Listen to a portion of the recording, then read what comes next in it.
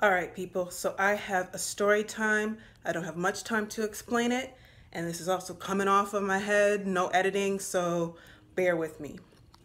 Anyway, this is a story time about my interaction with a famous black actor who is becoming more prominent in the industry and my schizophrenic episode and what went down when I was in LA.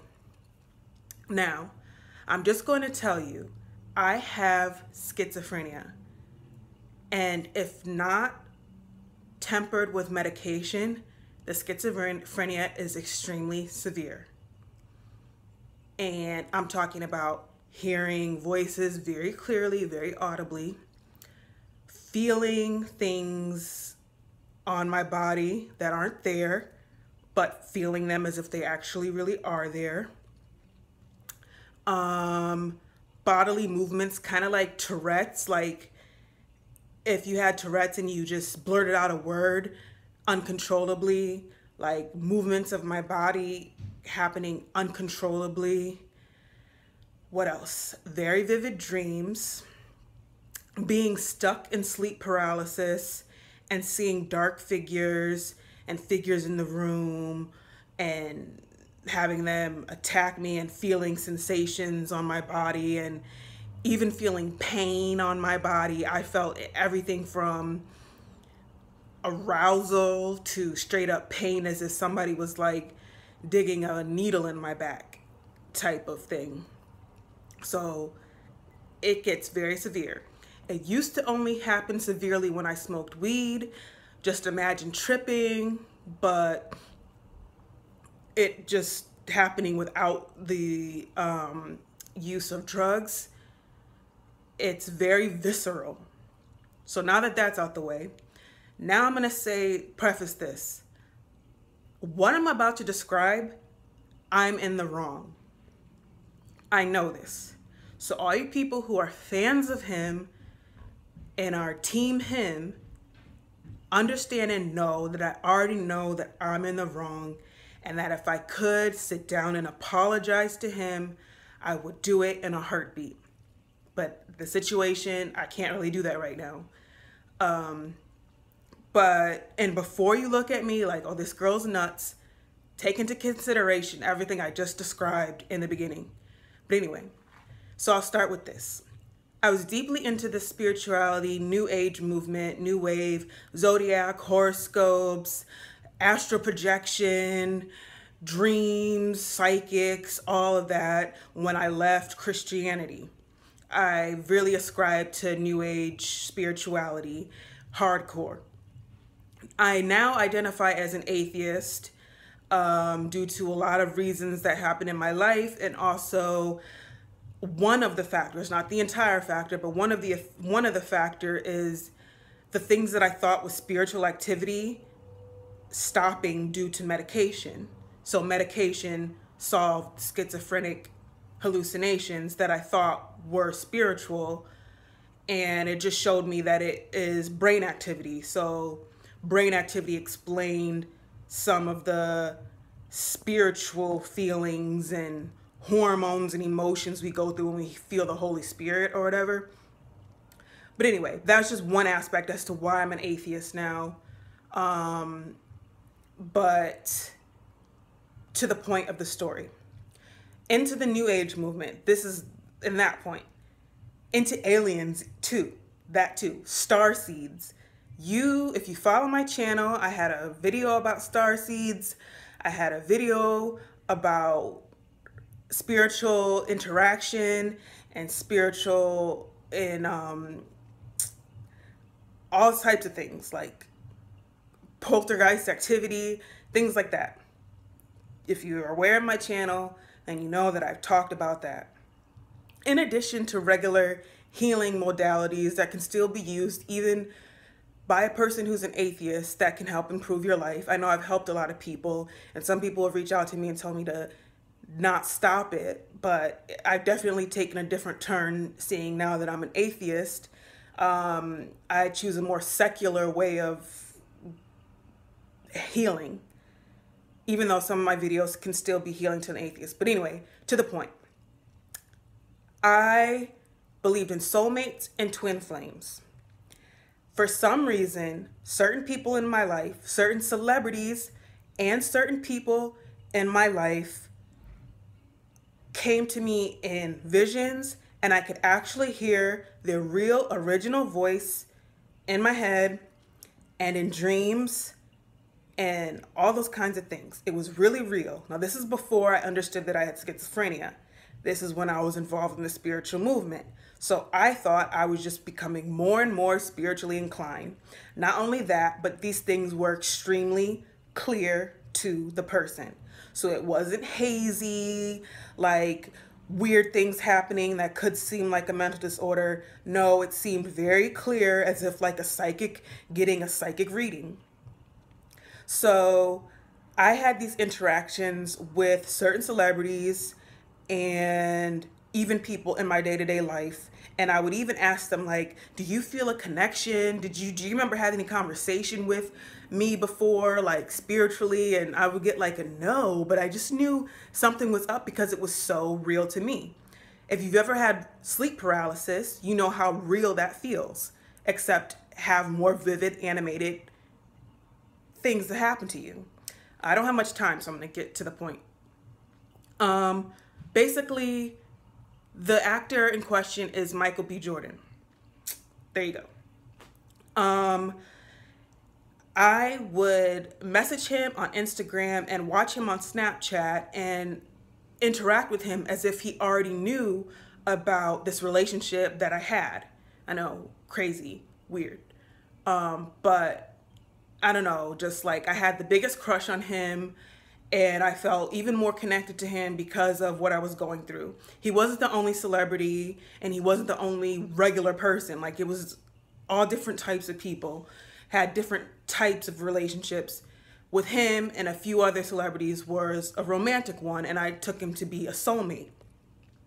So I would contact him on Instagram and comment a lot of things and go on about how sexy he was and stuff like that, and watch him on Snapchat. Now, I sent him like videos of me on Snapchat and things like that, saying hello, like little things like that. And one day I saw that it was red and open. And then the next day I saw that I couldn't see any of his Snapchats. And I was just like, whoa, did he delete his Snapchat? And I just wondered what was happening. So I made another Snapchat to see if it would work, and it did work. So I saw that he had blocked me from Snapchat.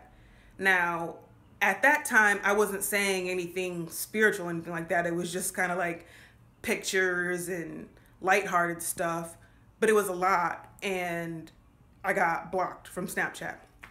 So it took me making a new username to see that I was actually blocked, because I thought he just deleted his Snapchat. I had no idea that my messages were bothering him, but they were. Flash forward, September of 2017, I go to a fundraiser for lupus for LA, and he's there. Now, when he asked me why I was there, I said for him, to meet him. I also